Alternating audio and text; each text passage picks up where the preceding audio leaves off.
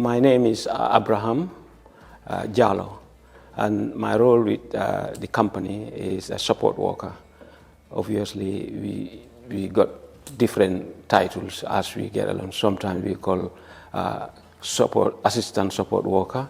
Sometimes we call actually healthcare assistant. But because with the experience that we've got, we can definitely, and training, we fit most of, in most of the places that we get sent to or assignments. So it could be support worker, healthcare assistant, or just auxiliary helper in the healthcare system.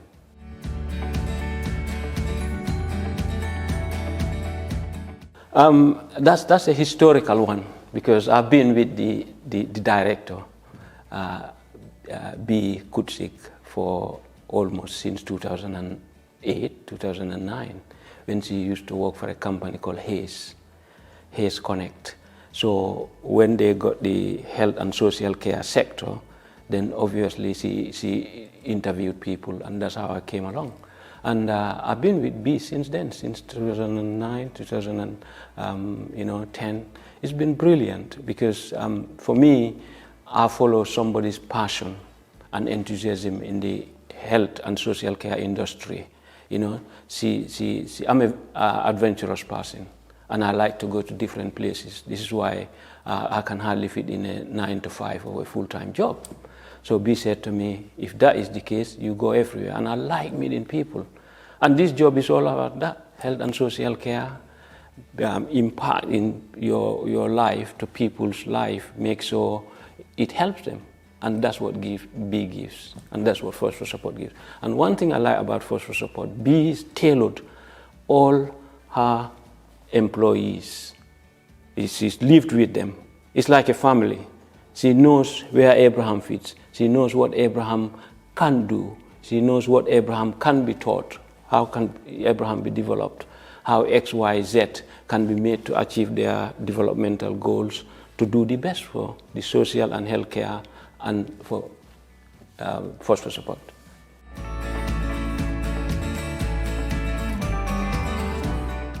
That is very interesting.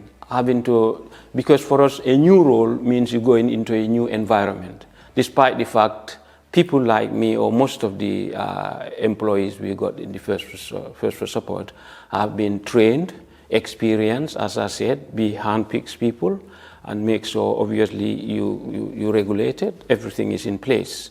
So when you go into a new role, that means you equip with your experience and obviously your know-how. And of course, there's a little bits and pieces from life values and life experiences that you put in.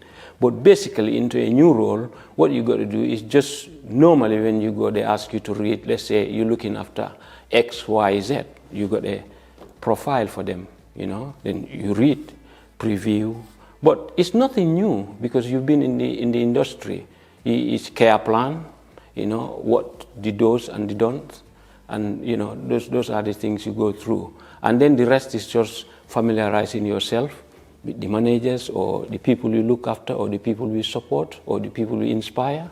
So that's all you do. So the rest is just working according to the company's policies, and which we know.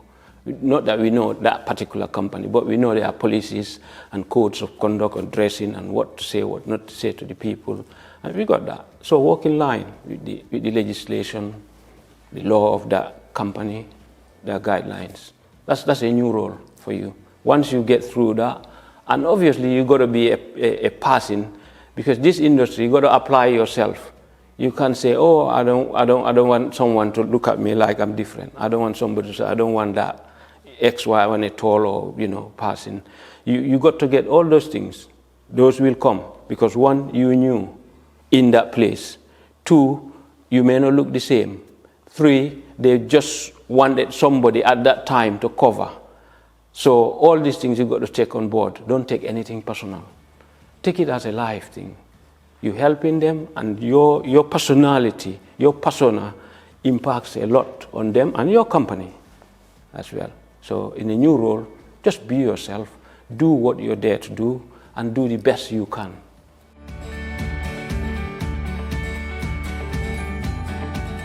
for support, what I found out is that is the maturity of the staff that they got. Because I've been to so many places where I've seen people, it's not they are making, they either new in the country or their lingo, the English language is not exactly, they can't understand it the way, because there's a way of writing, there's a way of doing the social and healthcare, even the recording you do. There's words you use, there's things, even in your, talking or speaking to residents or your managers or people you work with, there's a way of not only behaving, but there's a way you speak. So working for Force for Support, I found that our people are like just exceptionally well into it. There's not a lot you do, because we grew up with B from Hayes up to now. This is why I say B handpicks. So when you go in there, even you see Force for Support, you go, man. And then when everybody is struggling, we just wait. So the next minute they go in, we want Abraham and XYZ to come back. And we've always been, called back, called again, and even sometimes we call to help, even speak to managers. Sometimes they ask us, Abraham, how do you see this industry? I say, well, the industry is vibrant, but the industry is not an industry where you want to take things for granted, because you're dealing with human lives. And this is what I found very important, because I could go there and say, I'm just getting the money. But what you need to understand is that person you're looking after is somebody's son, is somebody's father, is somebody's daughter. And you're not outside that zone. You are somebody's son or somebody's daughter. You are a member of the human community. So do the best you can by having that sincerity, empathy. Help them. Don't just grab the money and say, No, I've seen lots of shortcuts, that people that are not really committed. But for Force for Support, you could see the enthusiasm, they give themselves in the job and do it properly. And they also recommend when things are not done in the professional or appropriately, they could always make sure we are brave. We are brave people because we are equipped with knowledge and experience. Working for Force for Support, that's what you get.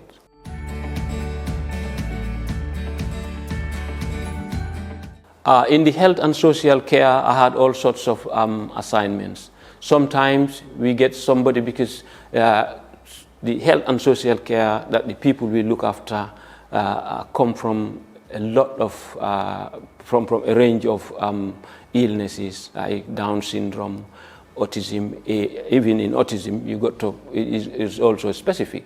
Do they have AD? Some of them have AD, some of them got ADHD, advanced high sensitivity or hyperaction. Or some of them, you got something to go with it, with a bit of a mental issues, So we cover the whole area. But the good thing about it is that you get trained. You have to cover. One thing I like about the industry, you can't just go there. They say, have you done your health and service, health and fire, certificate? Have you done your, data protection training? All this you got to cover.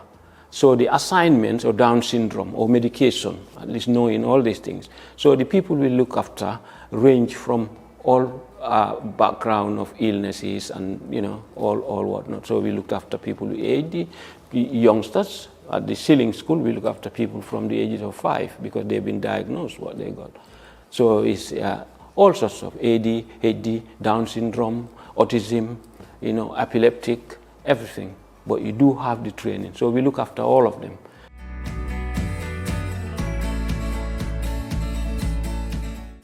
Force for Support has helped me a lot because I'm a family man. And what I found out is that going out there to be with somebody's member of a family or to be with the people that you work with, it's helped me a lot. As I said earlier, values. I've seen people like sometimes you having challenges with some things in life or in your household. You go to work maybe in Southampton or anywhere in the country or anywhere around Dorset or Hampshire, you meet somebody. Or even the people you look after. You see something that you say, hey, I'm struggling with this thing. Now look, this person can do it. And then you learn from there. So it's helped me a lot. It's developed me as a person. And it's also made me to let me level myself up. To say that I don't know everything. I can't do everything. And I need to communicate and I need to open up. And I need to accept and understand.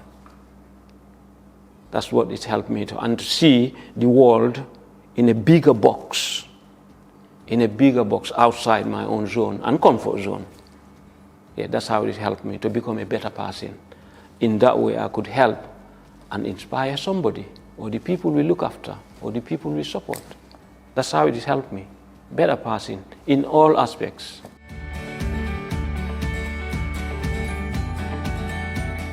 I would recommend Force for Support, having been in the industry since around 2003. I've been in the industry since 2003. And in that time, I've been with other agencies, I've been with other companies, I've worked even in offices and all that when I finished my degree at uni. I've worked in so many places. So I came to say that I'm going to make a difference, tangible difference. You could sit in an office and help people to get money or housing. That's help too. But the tangible one is going there, making sure people feel you. See your heart, feel your love. Go with them, shopping, running, cooking. Yeah. So I would recommend people to Force for Support by Force for Support being the best around, because I've got experience in the industry and around. I could say Force for Support is the best, and like working for the company, because you go there, you've really developed. You go there financially, obviously, if you work hard, which is everywhere in life. That's one thing I would tell people. Oh, how much they pay? I say, don't worry about the pay. Pay will come, but work hard and sincerely. So I will recommend everybody, if you want development, if you want to be a better person, obviously, financial remuneration would be there. Also, if you want to be, a person, that is what this world needs, for all to understand each other. Not to be in a corner or say, I only work with that type of people. If you want that worldly person, come to Force for Support. You will develop to the sky. They look after you.